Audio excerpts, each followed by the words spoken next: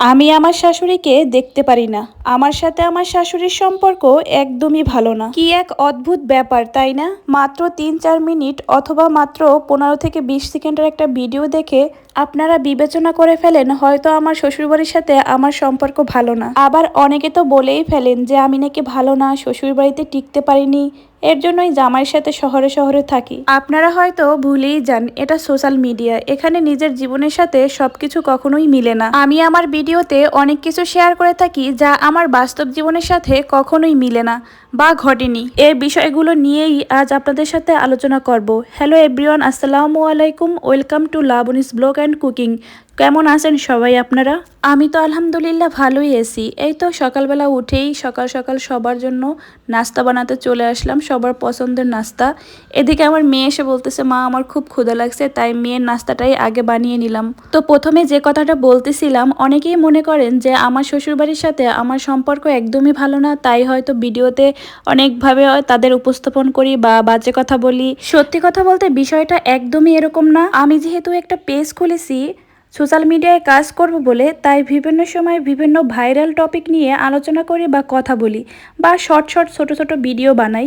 আমার ভিডিওর কথাগুলোর সাথে হয়তো অনেকের জীবন কাহিনী মিলে যায়। জাস্ট এটা একটা টপিক, আমার কন্টেন্টের একটা টপিক বলতে পারেন।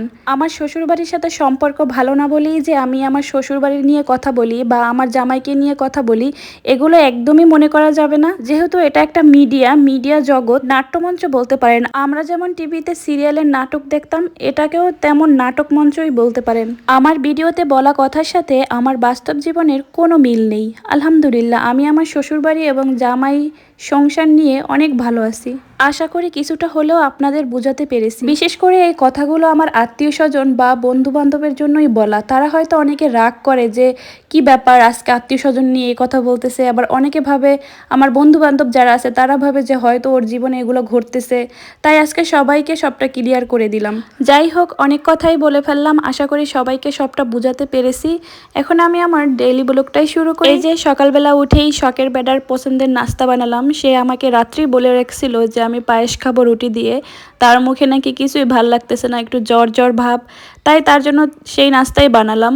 কিন্তু সে আমাকে পান্তা ভাত খেতে দেখে এখন তার খুব ইচ্ছে করছে সেও পান্তা ভাত খাবে। তুমি যখন পান্তা ভাতই খাবে তাহলে সকাল সকাল আমাকে তুলে এই নাস্তাগুলো কেন বানালে, শুধু শুধু কেন আমাকে দিয়ে এত কষ্ট করালে? এগুলো তো না বানালেও হতো। মিষ্টি জিনিস তো আমি একদমই খাবো না, এগুলো কে খাবে? এখন এই পান্তা ভাত যদি আমি তাকে না দিয়ে আমি নিজেই সব খেয়ে ফেলি, তাহলে হয়তো বা আমার পেটে কোনো গন্ডগোল হতে পারে। কারণ সে যেহেতু এখানে নজর দিয়েছে সে এটা খাবে, তাই আমি আর দেরি করলাম না। কোনো প্রকার রিস্ক আমি নিতে চাই না। ভাই নাও তুমি এই ভাত খাও আর আমাকে উদ্ধার করো। সত্যি কথা বলতে আমার সামনে যতই নামি দামি নাস্তা থাকুক না কেন, সকালবেলা যদি পান্তা ভাত থাকে এক মুঠো ভাত আর যদি থাকে ভাজা কোনো তরকারি, তাহলে তো কোনো কথাই নেই।